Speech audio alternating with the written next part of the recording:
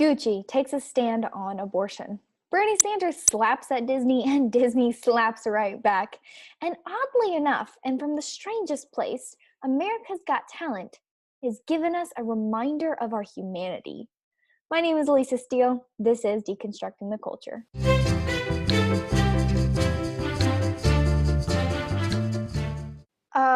What would we ever do if we didn't have Hollywood and big companies and leftist agendas virtue signaling to us and telling us exactly how we should think and feel and where we should donate to? Yes, another company has come out in support of, you guessed it, abortion. This time it's Gucci. Now, Gucci just came out with their 2020 cruise line. I'm going to be honest with you. I know I'm a female and I should probably know these things, but I don't really stay caught up on like fashion shows and stuff like that. So I've never heard of the Gucci 2020 cruise line, but now I've heard of it. And if this is your first time hearing about it, then we're in the same boat. Apparently, they have a cruise line, and part of their theme this year is heavily relying on abortion. The Gucci creative director Alessandro Michael has made a clear abortion rights message in his latest cruise collection as the debate over abortion heats up once again in the United States. So he even, for instance, this is covered by AP News. It's being widely admitted that it has so much to do with the discussion in the United States, and this is in Europe. It's taking place in Europe. The collection, shown to a VIP crowd Tuesday evening in Rome's museum, featured a purple jacket with the slogan, "My body, my choice." Now, if you've listened to my other episodes, you know that this is scientifically incorrect to say "my body, my choice." It's clearly not your body and it's not your choice. If you need a further explanation, go back. Feel free to listen to all the other episodes on the pro-life topic. Continuing, there's also a sweater embolizing the date May 22nd, 1978, marking the day that abortion became legal in Italy, and a belted gown was embroidered with a flowering uterus. Now, I don't know about you, but I am so excited for this uterus gown because for years and years, every time new fashion trends come forward, I'm just sitting back on my couch and talking to my husband or my boyfriend or my dad or my mom and being like, man, why don't we have dresses that have uteruses on them? It's just simply not enough that we women have uteruses. It's just a shame that we can't show our uteruses on our clothes. It's been a very severe need that's finally getting covered. And next, let me tell you, we need sports coats and cowboy boots and all kinds of apparel with men's penises. And while we're at it, why don't we throw like kidneys on there? And you know what? Let's just start putting all the human body parts, but especially our sex organs and our reproductive organs, let's go ahead and put those on our clothes because we really need that. No, don't ask me why they're putting this on there. Especially because, moving out of satire, let's just think this through for a minute. According to the left, it's my body, my choice, and don't speak if you don't have a uterus. But they're killing themselves because at the same time, they're also saying that men, biological men, can be women. That means, according to the left, that there are some women, in fact, many women potentially are women, but they don't have a uterus. So they're being really non-inclusive by putting a uterus on this dress, because how's that going to make all the women out there who don't have uteruses feel? All those women out there who have penises, they're going to feel really discriminated against with those uteruses on those dresses. So they really need to be more inclusive, and I'm kind of feeling triggered right now. I don't know how I'm going to deal with this. I'm just thinking about all of those women who have penises and are biologically men. I'm just thinking about their suffering right now, Gucci, gosh, how could you be so insensitive? Anyways, let's continue on before I get too triggered. Some of the commentary on this, so essentially their director, like I said, Michael, has said that the new restrictions on abortion in the United States have, quote, made me consider how much women should be highly respected, unquote. Don't ask me what respect and women and killing your children all have to do with each other, but apparently he is tying it together. Continuing quote, sometimes in life, choices are difficult, but I believe that it is the most difficult decision for a woman. I respect that decision. I respect the decision as I respect the idea that the uterus is a garden, unquote. The uterus is a garden? Whew, all right then. So that just kind of tells you about our froofy little designer here for Gucci. All of these remarks are made available to the Associated Press. Like I said, this article I'm reading to you. And he continues by saying, quote, I wanted to portray the idea that to interrupt a pregnancy does not wipe out the garden, the flower. It's that it is the uterus of every woman, unquote. So I like, just pause for a second. Think about the way he said that. He's not killing a baby. Women are not murdering their children. No, they're interrupting a pregnancy, interrupting it. It can continue later, no big deal, because we're just interrupting it, it's just so harmless. It's an interruption. Like, for instance, when my younger siblings come up and me and my husband are having a conversation and my younger siblings come up because they want to talk to me, they interrupt our conversation. But that's no big deal, because once I'm done talking to my sibling, I can go back to talking to my husband because it was just an interruption. Now, of course, we know abortion is clearly not an interruption. It's actually more like my sibling. This has gone really south, actually, this whole analogy, but I'm just going to go with it because I already started on it. It's essentially like me and my husband having a conversation, and then a kid walking up and chopping my husband's head off and being like, sorry, I interrupted your conversation. Okay, I'm done talking to you now. You can go back to that conversation with your husband. It doesn't work because my husband's dead, because the conversation wasn't interrupted. It was ended. You're not interrupting. It's so fragile. It's so nice the way they said it. We're just interrupting a pregnancy. And it's not destroying the garden, the beautiful garden, the uterus, it's still flourishing. It's still there. We've only interrupted the pregnancy. It's just interrupted, but it can continue anytime. No, the truth about abortion is it kills a human life. It takes a child's life, an innocent child. And there is a group of people in our world who would have you believe we're just interrupting something. No big deal. No big deal. And it's just a clump of cells, and it's your body, your choice. All of those are completely flawed statements that have no scientific or moral or religious, and throw moral or religious out the door, no scientific backing whatsoever. So be careful about the language you use and what you allow other people to use, because language does matter. And there's a difference between saying taking the life of an unborn child or murdering a child within your womb and interrupting a pregnancy. One sounds so harmless, doesn't it? Because that's exactly how the left wants you to think about abortion, as a woman's choice and just harmless. We're just interrupting the pregnancy, but don't worry, we're not going to wipe out the garden or the flower. It's the uterus of every woman, okay? Anyways, continuing. So, like I said, the left being very, very offensive with their lack of understanding of the trans community. It's very triggering. Well, I'm not the only one who's seen it. Apparently, there's this chick named Laverna Cox who wants transgender men to be included in the abortion debate taking place around the country in the wake of the Alabama passing the strictest anti-abortion measure in the United States. Now, this article is from a minute ago, so it's like this was written when it was real fresh and everybody was angry. Now we've had quite a few more states come forward with their own legislation, and now everybody has a lot more to be worried about because we have more and more states coming forward protecting the life of unborn babies. But I digress. The actress and activist, of course she's an activist because the two go hand in hand, don't you know? You can't be an activist, you can't be just an actress and be good at acting. You also have to be an activist and give your opinion, which you know nothing about the subject, but give your opinion on everything, of course. So this actress and activist was giving the commencement speech at a Puzzler College in Claremont, California on Saturday when she recalled a recent experience with a Twitter follower.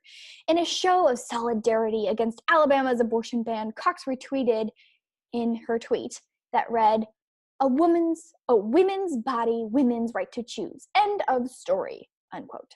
One of Cox's Twitter followers criticized the actress for retweeting the statement because it, quote, erased trans brothers' struggle in this fight, unquote, and pointed out that trans men can become pregnant as well. Of course, don't you know there are biological women who do have a uterus, by the way, biological women who can have babies, not cannot, they are able to procreate and create new life within themselves and grow it in their womb. And they are identifying as men. And by saying a woman's body, a woman's choice, it's excluding our trans men who are biologically female. It's excluding them from this, don't you know? Because now they've created such a web that, don't you know, men have a right.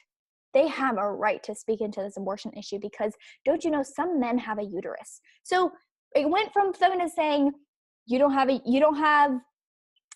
female, you don't have a voice. If you're a man, you don't have a voice. But now, because of their twisted logic and their conflicting statements and ideologies, now men do have a voice. Because don't you know, trans men can have babies and they deserve a voice in this. Well, initially, after this was pointed out at Cox and being criticized for being inclusive of our trans brothers' struggle in this fight, she got defensive and said to herself, can we just have a moment where we keep it simple? There's so much going on in the world right now, and it's so complicated, she said, unquote. And she's absolutely right. I'm sure that for some who are not leading this moment in the leftist side of the aisle, they're incredibly frustrated. Like, oh, come on, can I not just use our old lines like, this is a woman's fight. If you're a man, you don't have a voice. Can't I just stick, please, let me just stick to my old lines. I just want to hold on to my old mantras and keep shouting them. Quit changing the story and putting trans people in there because now I can't say anything without getting in trouble because that is what's happening. The left is constantly eating its own because none of their ideologies actually match up. None of their statements actually go together. None of them can be consistent because they are polar opposite parts of the universe. It used to be the feminist movement was women are special, women are unique, they have innate qualities that make them different than men, and they have uteruses, they can bring children to this world. But no, now the left is saying no, men and women, they're exactly the same. In fact, you can switch back and forth any day of the week and it's no big problem. And if you want to be a woman, you can be a woman. If you want to be a man, you can be a man. And then therefore, because you can be either one anytime, you can voice your thoughts on anything. This is leaving leftists very confused if you haven't figured that out. So she continues, can we have a moment for women to be in solidarity with each other? Can't I just be in solidarity with my sisters on this issue? Do we have to make it all about the complicated nuances of this issue? Cox recalled, thinking about the time. She's exactly right. She's confused just like everybody else, but I'm sure it's worse to be a leftist because then you're constantly being eaten by your own because nothing matches up.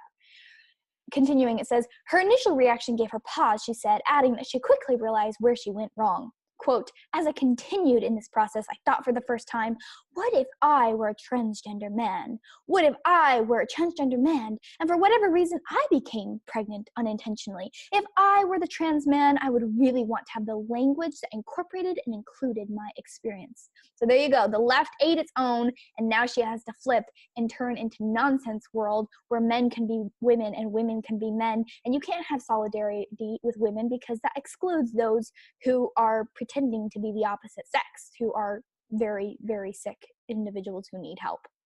Cox pointed out that the language is often one of the most challenging parts of inclusivity. You think?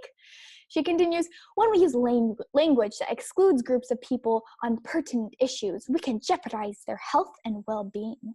So if you didn't catch that, she's saying somebody could die or become very sick if you use the wrong language.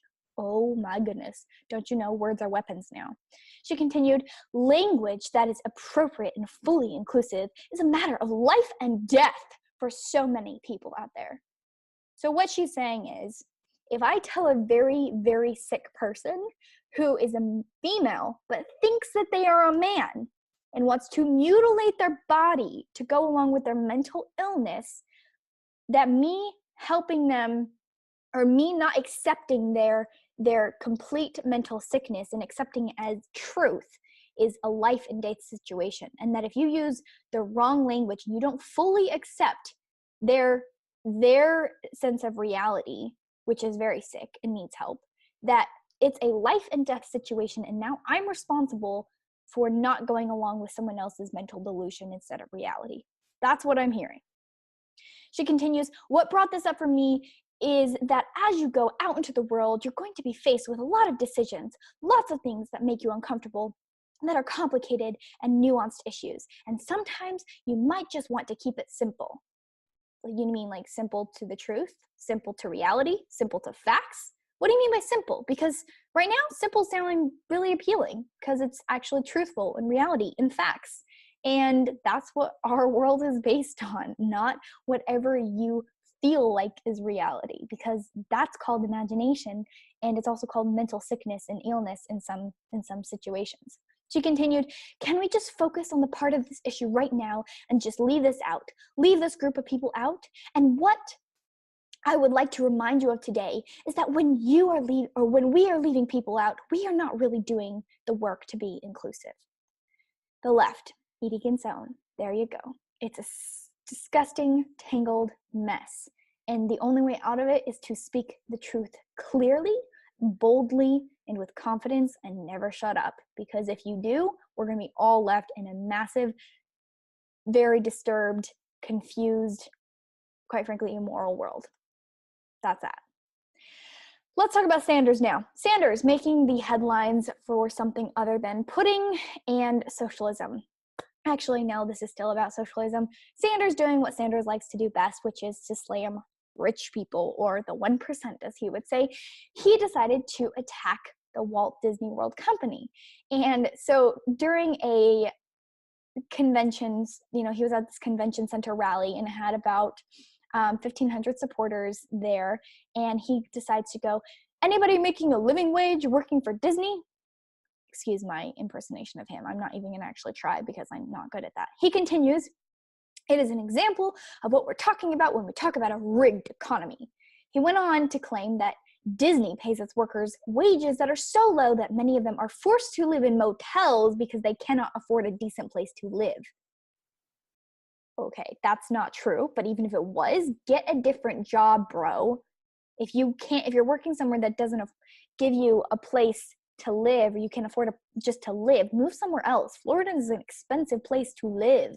Move somewhere else where the same amount of money will provide for you. Just saying, but that's not the case. Anyways, he continued, people are asking if it's right at Disneyland you have a CEO making $46 million while they're paying their workers starvation wages. Starvation wages?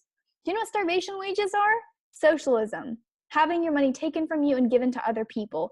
Being paid wages that just go to you and you decide what to do with them, those are just called wages. That's called working for a living. Starvation wages is socialism, in case you were wondering. He continued here that he was mad because, Disney, which made a record $2.9 billion on their first quarter this year, he just attacked them for sending jobs overseas. And he says, it would be very nice if Disney corporation started building factories in the United States. And then a Disney spokesperson told The Warp in a statement that Mr. Sanders clearly doesn't have his facts right. The Disneyland Resort generates more than $5.7 billion annually for the local economy, and it's the area's largest employer, has added more than 11,000 jobs over the last decade, and that's a 65% increase. These numbers don't take into account their $1 billion expansion to add a Star Wars themed land, which will create thousands of additional jobs across multiple sectors. Also, let me just point out, they're talking about Disneyland. I live a couple of hours from Disney World. That's why on my Instagram you see me there taking pictures at Disney World, because me and my husband have season passes. But the truth is if you talk to the people around who live in that area, Disney provides a lot of jobs. It would take me a week to describe or even just mention all of the people that they employ. But let me just say, Florida heavily depends on Disney and the other parks in this area because they provide a massive source of income for the locals, whether that's cooking gourmet food or being a taxi driver or scanning people's tickets. It's giving someone a job. Why are you complaining about that? That's going to be the best thing for our economy, is giving people jobs, not just giving them handouts. This is a beautiful thing that we have going on. Big companies giving lots of jobs, and that's a good thing, and that's praiseworthy. It's not something to slam on. Now, this man, I don't know how to say his last name. It's Iger. Iger. He's contributed a lot of money to Clinton's presidential campaign. In fact, the maximum allowed, which is $2,700. But on Facebook, Iger, who I believe is the president of Disneyland, I need to double check that, but he's a big part of Disney. Let's just leave it there. He put on there on Facebook, he says, to Burnie Sanders, we created 11,000 new jobs at Disneyland in the past decade, and our company has created 18,000 in the US in the last 5 years. How many jobs have you created? What have you contributed to the US economy? Unquote. Spot on. Just saying. If you are a wealthy person or you want to be a wealthy person someday, there is no shame in that, because to accumulate that kind of wealth usually means you're creating a lot of jobs and hope for other people along the way. All right, now before I continue on to the next segment of the podcast, I would just ask that you pause right here and please subscribe, leave a review, share with a friend. In a world of media that does not promote the conservative messaging on Instagram, I'm constantly being shadow banned. I'm constantly having my posts removed. I'm constantly dealing and butting heads with YouTube and with Instagram and Facebook, quite frankly, for content they call sensitive, which is not sensitive. It's just the truth or another opinion. And in a world that does, or at least in a social media online world that does not really reward the conservative voice, it is you, my friend, you and me and your friend who listens that help get this message out there, that continue to allow me to do what I do. And so I would kindly appreciate it if you would share this with a friend, maybe email it, send it on Facebook, send it, share it on Instagram, or simply just leave a 5-star review and write some nice words. It really helps with the ranking on YouTube and on iTunes. So thank you, and I'll look forward to reading those out loud another time. All right, into our book section. I read We. This is an older book. It's written by, I'm going to slaughter this. It's like this Russian name, but it's Yevgeny Zamryantin. Somebody's going to email me and tell me I said that wrong. Trust me, I already know. Anyways, We is a dystopian novel by a Russian writer. It was written in 1920 to 1921. The novel was first published actually as an English translation by Gregory Zilborg in 1924, so it took a while to actually go into English. And then eventually there's a whole history behind it if you're interested in, and you'll find this out when you research the book, but it was a Russian book initially published in Russian, or no, not in Russian. It was initially published in New York, but it didn't go to Russia in Russian till much later. It was like a whole thing.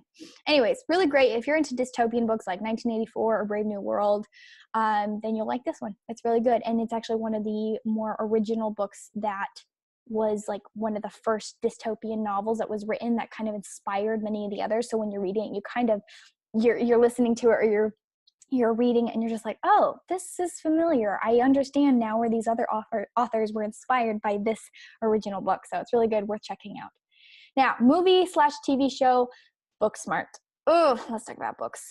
So it's actually not talking about books. It's a movie called Booksmart, and it's in theaters right now, and it sucks. It's rated R for a reason.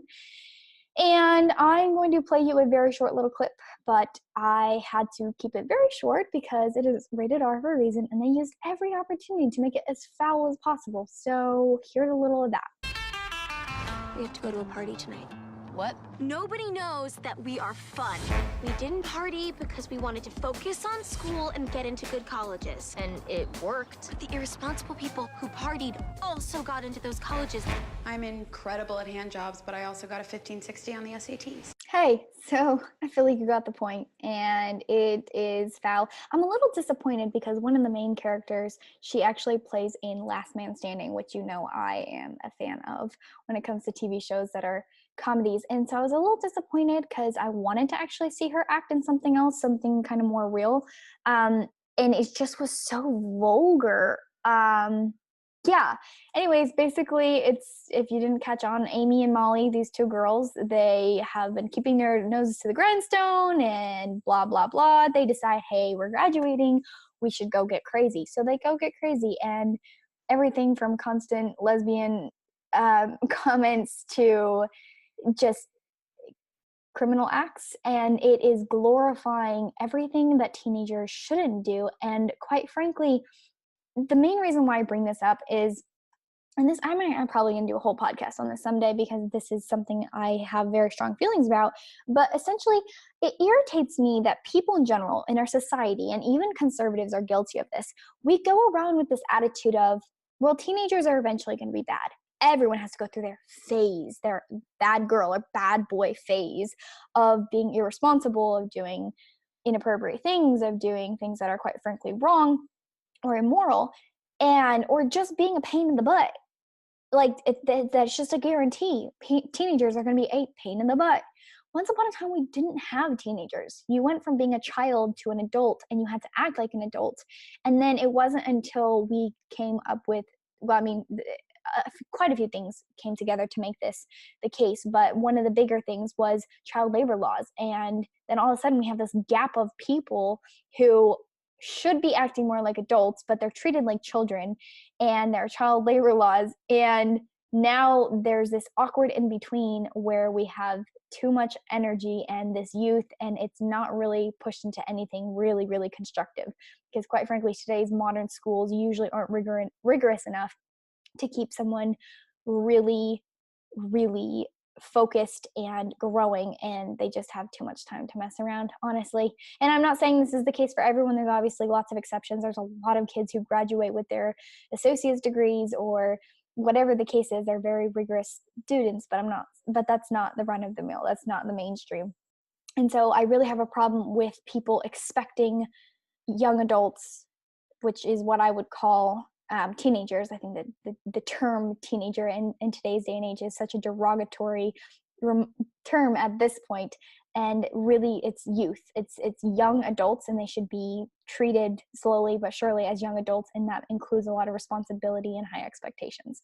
So it was just this whole classical cliche expectation for young people to do dumb, immoral, stupid, sleazy things. And I don't think it's right to promote that and think that's cute and funny. It's not. And it is immoral, and it does have, in many cases, lifelong consequences. Anything from drug abuse to suicide to unwanted pregnancies that maybe and just change your life, or else change your life.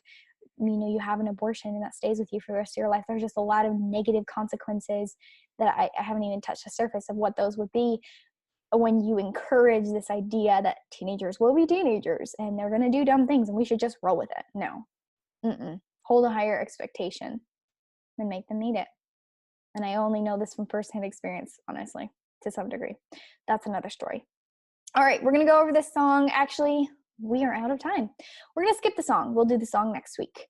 This week, the main reason why is I do not want to miss Good in the World. Good in the World was really important this week because I'm going to be honest with you. I know we're supposed to be talking about Good in the World, but I got to give you some sad news first. And we've talked about this in previous episodes.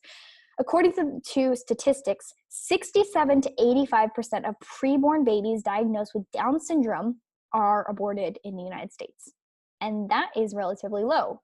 I know, that's disgusting to think that 67 to 85% of Down syndrome babies diagnosed are killed intentionally by their parents is low, but that is low because if you continue. Oh, and by the way, as part of that, the population living with Down syndrome has actually decreased by 30% because of this. And in other countries, the abortion rate for Down syndrome can be as high as 90% in the United Kingdom and 98% in Denmark and 100% in Iceland. We have, as a world, started to go down this path of losing our humanity, losing our compassion, losing our value for human beings. They're disposable. If they're not perfect or our idea of perfect, then just kill them. If they're not exactly what I ordered and exactly the ideal that I had in mind, then just kill them. That is horrible. That is evil. That is the definition of evil. Now, going back to Good in the World, I told you there was going to be some good at the end of this. The good in the world is that there's this beautiful story. And the first time I saw this video a few days ago when it first came out, I bawled, actually. I cried. And then I watched it again a couple of days later and I cried again because it reminds us of our humanity. Essentially what happened is there was a blind, autistic performer, a young man who was 22, and he went on to America's Got Talent. and he was walked onto the stage by his mother, and his mother there, very briefly introduces herself and says essentially, we actually learned really early on that he just had a natural joy and talent with music, and it saved his life because living as an autistic person can leave you feeling really isolated. And I'm not quoting her, but essentially she just said at the end of it, it saved his life. And then he's led to the piano and he sits down. His mom leaves the stage, and it is absolutely heartwarming. And so I'm gonna show you a little clip of him singing here. So you'll enjoy this. I've been to so many places in my life and time. I've sung a lot of songs, and I made some bad rhymes. I've acted out my life in stages, 10,000 people watching, yeah. Y'all, when this ended, there was basically not a dry eye left in the audience, including the YouTube audience. And the judges were crying, and the audience was crying, and they gave him a standing ovation, the entire audience and the judges, and they sent him actually to the very, very final performance of America's Got Talent for the grand finale, and rightfully so. He is incredibly, incredibly talented, especially with the different trials he's had to face that you and I may never know what those are like, to be both blind and autistic, and whatever else he's had to suffer through his life. And it just reminds you for a moment, listening to him and realizing his incredible talent and value and worth. It doesn't matter, even take away that talent and he's still a valuable human being. He's still a child of God if you're religious. And it just sickens me to think that if his mom had been someone else, like the 65 to 85%, let me look at the statistics, I'm telling you off the head, the 67 to 85% of preborn babies who are diagnosed with Down syndrome will not live, will not ever get a chance to show the world what their talents and gifts are and the beautiful light that they can bring to this world. So this is the good in the world, because for a moment, a shining moment on our crazy world, on our television screens, America's Got Talent brought you a reminder that everyone is valuable and that humanity is precious, and there's never a good reason to kill another human being who's innocent. With that, I hope that's left you uplifted, and God bless you. God bless America.